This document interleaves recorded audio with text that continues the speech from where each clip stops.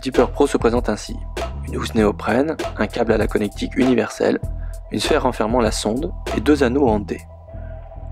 Le Dipper possède 3 points d'attache. Bateau ou flotte tube, depuis un pont et depuis la berge qu'il convient de repérer avant de retirer les autocollants. Le Dipper est étanche quand il est vissé jusqu'au repère. Et quand on l'ouvre, on trouve un voyant lumineux ainsi qu'une prise pour le chargement. C'est tout.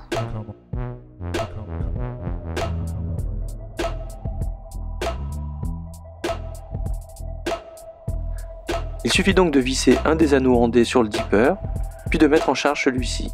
Charge dont vous pouvez surveiller l'évolution grâce aux signaux lumineux.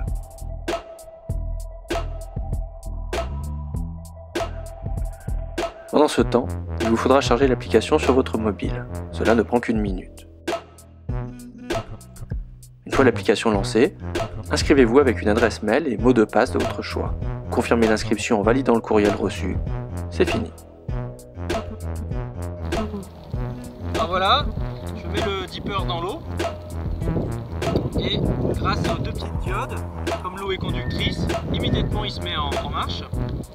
Je déverrouille mon iPhone et je commence par connecter mon téléphone au Dipper par Wi-Fi.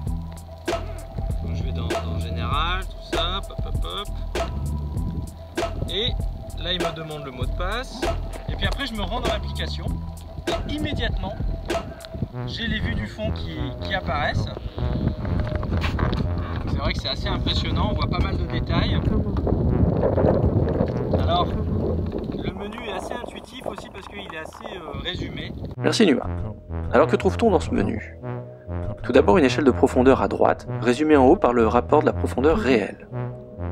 Puis vers la gauche, la température de surface, l'état de la batterie. Enfin un raccourci vers les informations de votre mobile. Un onglet à gauche laisse apparaître un menu avec la possibilité, que je déconseille toujours, de faire apparaître les icônes poissons, mais aussi le réglage d'angle de la sonde, et surtout un réglage de sensibilité. Mon conseil, montez celle-ci jusqu'à ce que du bruit commence seulement à apparaître.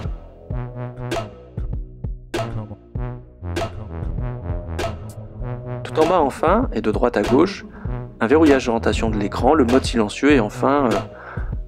j'avoue que je ne sais pas ce que c'est. Maintenant 2 conseils pratiques. Quand on utilise le Dipper en flotte tube, il faut se méfier des palmes. Elles ne doivent pas passer sous le faisceau évidemment et créent parfois des turbulences. De plus, comme le Wi-Fi tire un peu sur la batterie du smartphone, je vous conseille de laisser le Dipper dans sa housse quand il n'est pas utile et de le jeter à l'eau seulement quand cela est nécessaire. Comme par exemple lors de cette sortie avec Manu. Je rejoins Manu qui me dit avoir fait un super beau poisson. Et là on est passé avec le Dipper. On a repéré une trouée dans les herbiers assez vaste. J'ai pêché sans succès dedans. Manu y est retourné. Et visiblement il a un beau poisson à me montrer.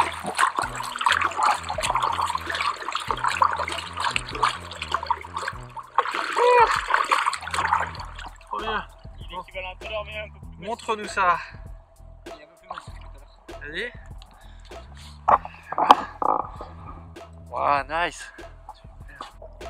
Grâce au Dipper, pas mal de poissons aujourd'hui, quelques très beaux poissons, malheureusement aussi beaucoup de cette taille-ci.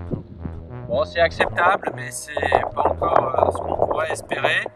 Heureusement, on a fait quelques poissons de 40-45 cm. Donc c'est quand même plutôt une bonne journée pour une première journée de test de ce Dipper. Et puis j'espère vous en dire plus prochainement. Voilà, restez branchés sur Numa Fishing, à bientôt.